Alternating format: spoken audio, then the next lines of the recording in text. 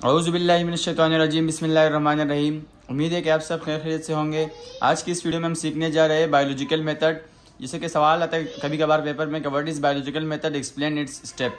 तो biological method, इसका definition है a method used to solve biological problem called biological method.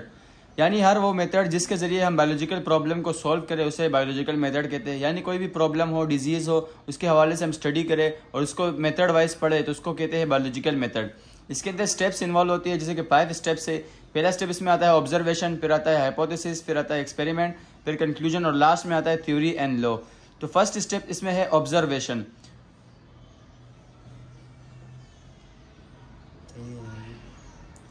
First step इसमें है ऑब्जर्वेशन। ऑब्जर्वेशन में इसकी डेफिनेशन है कि it is the first step in biological method in which data is collected which can be used in further step.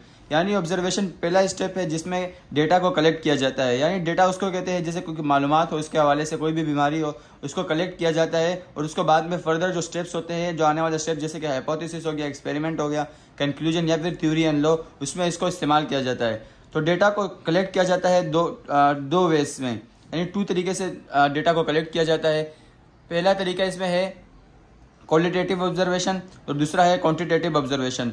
Qualitative observation में होता है कि it involves collection of data bye sense. यानी इस ऑब्जर्वेशन में हम डेटा को collect करते हैं सेंस की मदद से। यानी कि हम किसी चीज़ को देखते हैं, चाहे वो कोई मसला हो, कोई भी हो, हम उसके वाले से अपने अल्फाज इस्तेमाल करते हैं कि शायद इसको ये मसला हो, इस वजह से होगा, तो उसे कहते हैं क्वालिटेटिव ऑब्जर्वेशन। यानी उसकी मदद से हम एक डेटा कलेक्ट करते हैं। और सेकेंड वन पे आता है क्वांटिटेटिव ऑब्जर्वेशन। यानी कि इसमें कलेक्शन ऑफ डेटा होता है इंस्ट्रूमेंट के जरिए। यानी कोई इंस्ट्रूमेंट के जरिए, यानी कोई बीमार है तो उसे हम देखते हैं कि हाँ इसके कलर में कुछ फ़र्क आ रहा है, ये कोई बीमारी है, इस वजह से इसमें चेंजेस है, और फिर उसको इंस्ट्रूमेंट के जरिए यानी कोई थर्मामीटर के वगैरह से चेक करते हैं, तो इसे कहते हैं क्वांटिटेटिव ऑब्जर्वेशन।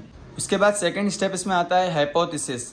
हाइपोथेसिस में क्या होता है कि it is the second step in biological method in which an intelligent guess is made regarding information collect during observation.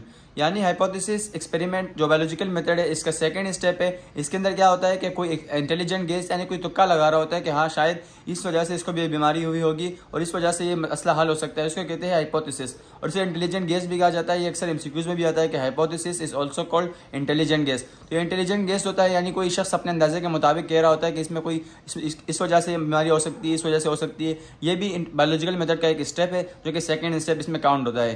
तो इस तरह जैसे कि ऑब्जर्वेशन था उसको 2 तरीके से हम कलेक्ट करते हैं, तो इस तरह हाइपोथेसिस भी 2 वेज में दिया जाता है, यानी दो तरीकों से दिया जाता है।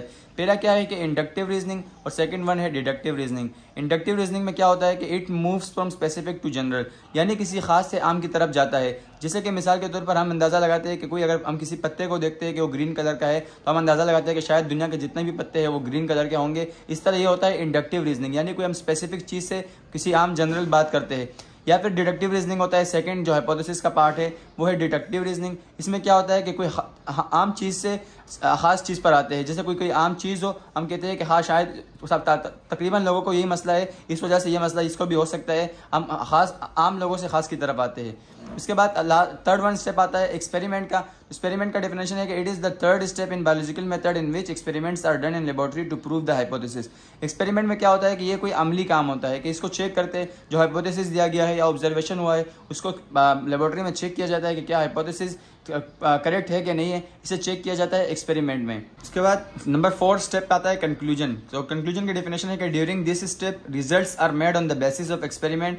यानी कि ये कंक्लूजन ऐसा स्टेप है जिसमें रिजल्ट बनाया जाता है, जो एक्सपेरिमेंट किया हुआ होता है लेबोरेटरी के अंदर, उसके बिना पर एक रिजल्ट बनाया जाता है। और जो प्रीवियस स्टेप एक्सपेरिमेंट जो प्रीवियस स्टेप में हुआ था उसके मुताबिक एक रिजल्ट बनाया जाता है। और the result of experiment will give the idea to scientist whether hypothesis is true और फॉल्स। यानी जो रिजल्ट बना है एक्सपेरिमेंट के नतीजे में, उसके जरिए से जो साइंटिस्ट है उसे पता चल जाएगा कि हाइपोथेसिस ट्रू था या फॉल्स था। यानी जो तुक्का लगाया गया था, यानी जो इंटेलिजेंट गेस लगाया गया था, क्या वो ट्रू था या फॉल्स था, ये सब के सब हम प्रूव करते हैं किसके बिना पर, एक्सपेरिमेंट के बिना पर। इसे कंक्लूजन के स्टेप में एक्सपेरिमेंट को चेक किया जाता है। उसके बाद लास्ट स्टेप आता है थ्योरी एंड लॉ। उसमें क्या होता है कि when hypothesis is proved correct और a statement is given which is called a theory.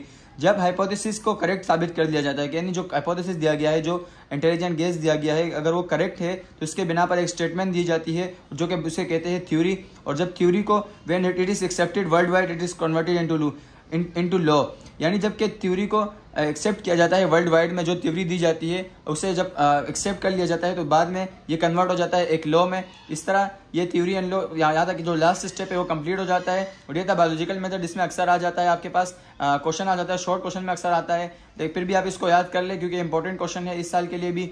तो बस आज के लिए इतना ही, बाकी मिलते हैं नेक्स्ट वीडियो में। अगर आपने हमारे चैनल को सब्सक्राइब नहीं किया तो चैनल को सब्सक्राइब करें और इस वीडियो को लाइक करें। अल्लाह हाफिज़।